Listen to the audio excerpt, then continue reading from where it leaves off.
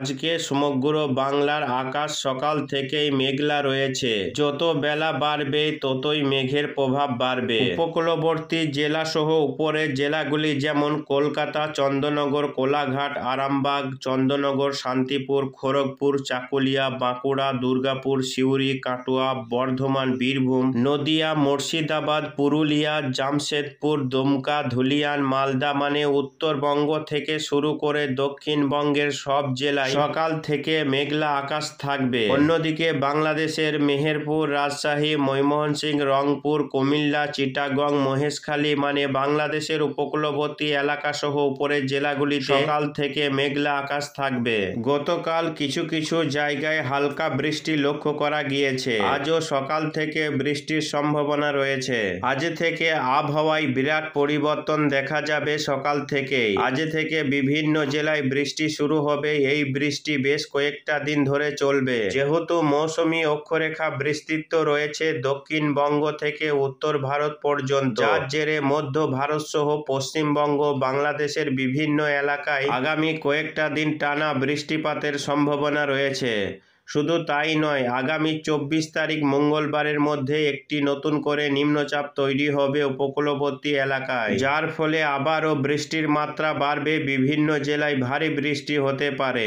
আজ ভোর থেকে সকালের মধ্যে বৃষ্টি হতে পারে। ভারী বৃষ্টি কাটোয়া, গুসকরা, বোলপুর, বর্ধমান, সোনামুখী, বিষ্ণুপুর, কুতুলপুর, বাঁকুড়া, দুর্গাপুর, আরামবাগ, গোয়ালতর, চন্দ্রকোনা, খড়গপুর, ঝাড়গ্রাম, বালিচক, কলকাতা, চন্দননগর আজ ভোর থেকে বা সকালের মধ্যে ভারী থেকে অতি ভারী বৃষ্টির সম্ভাবনা রয়েছে। ভাতার, মন্তেশ্বর, পাটুলি, মঙ্গলকোট, গুসকরা, গলসি, সোনামুখী, বর্ধমান, মেমারি, সোনামুখী এই বেলটাতে ভারী বৃষ্টি হওয়ার সম্ভাবনা রয়েছে সকালের দিকে। সকালের দিকে বৃষ্টি রয়েছে উত্তরবঙ্গের আলিপুরদুয়ার, কোচবিহার, জলপাইগুড়ি, দার্জিলিং, কালিম্পং। উত্তরবঙ্গের প্রায় সব জেলাতে আজকে বৃষ্টি রয়েছে। মাঝারি থেকে ভারী বৃষ্টি হতে পারে সকালের দিকে। আজ সকালের দিকে বাংলাদেশের কিছু বিভাগে বৃষ্টির সম্ভাবনা রয়েছে।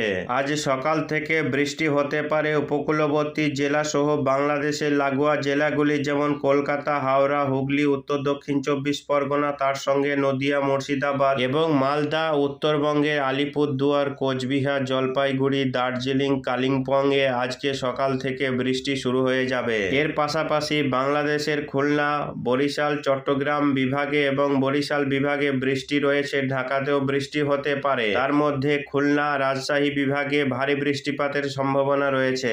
আজ থেকে বৃষ্টির মাত্রা বাড়ার সম্ভাবনা রয়েছে, যেহেতু একটি সিস্টেম ঘনীভূত হবে বঙ্গোপসাগরে, যেটা আগামীকাল মঙ্গলবার দিন নিম্নচাপে পরিণত হওয়ার আশঙ্কা রয়েছে। ফলে আজ থেকে বিভিন্ন জেলায় বৃষ্টি রয়েছে, যেমন কলকাতা, হাওড়া, হুগলি, উত্তর ও দক্ষিণ 24 পরগনা সহ পশ্চিমের বাঁকুড়া, পুরুলিয়া, পশ্চিম বর্ধমান, বীরভূম, পূর্ব বর্ধমান, এদিকে 2 মেদিনীপুর, অর্থাৎ দক্ষিণবঙ্গের কম বেশি সব জেলাতেই আজ বৃষ্টিপাতের সম্ভাবনা রয়েছে এবং বৃষ্টির মাত্রা তুলনামূলকভাবে বাড়ার সম্ভাবনা রয়েছে। শুধু দক্ষিণবঙ্গ নয়, উত্তরবঙ্গে বৃষ্টি রয়েছে। আলিপুরদুয়ার, কোচবিহার, জলপাইগুড়িতে ভারী বৃষ্টি হতে পারে। এদিকে আগামীকাল 24 তারিখ হতে হতে বঙ্গোপসাগরে একেবারে উপকূলবর্তী বঙ্গোপসাগরে নতুন করে একটি নিম্নচাপ ঘনীভূত হতে পারে, যার হাত ধরে উপকূলবর্তী জেলাগুলিতে ব্যাপক হারে ভারী বৃষ্টিপাতের সম্ভাবনা রয়েছে। যেমন 2 24 পরগনা, 2 মেদিনীপুর, কলকাতা, হাওড়া, হুগলিতে ভারী বৃষ্টি হতে পারে।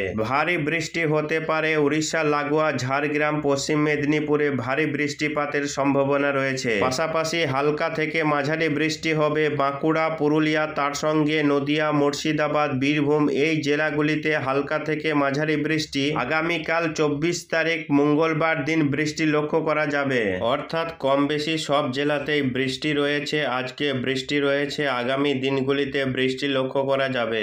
দক্ষিণবঙ্গের কম বেশি সব জেলা সহ ঝাড়খণ্ড, উড়িষ্যাতেও এই বৃষ্টি লক্ষ্য করা যাবে। উড়িষ্যাতে ব্যাপক ভারী বৃষ্টি হতে পারে নিম্নচাপের প্রভাবে।